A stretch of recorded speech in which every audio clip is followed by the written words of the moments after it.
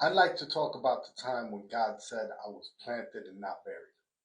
There are moments in life when it truly feels like the story is over, when the weight is so heavy and the silence is so long and the pressure is so fierce that you start to believe the enemy's whispers. This is it. But God has a way of letting things look dead just long enough for His glory to be undeniable.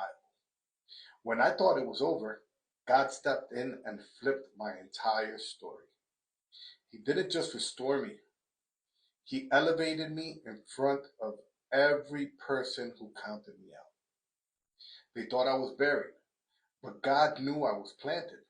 Jesus said, John 12:24, unless the grain of wheat falls into the earth and dies, it remains alone. But if it dies, it produces much fruit. What looked like death was actually the setup for growth. What looked like darkness was the soil God used to stretch me. What looked like failure was the beginning of my testimony. And just like Genesis 50:20 reminds us, what the enemy meant for evil, God meant for good.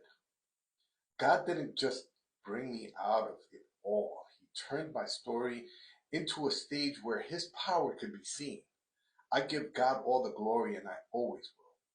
So if you feel buried, remember, you are not finished, you are not forgotten, and you are being formed.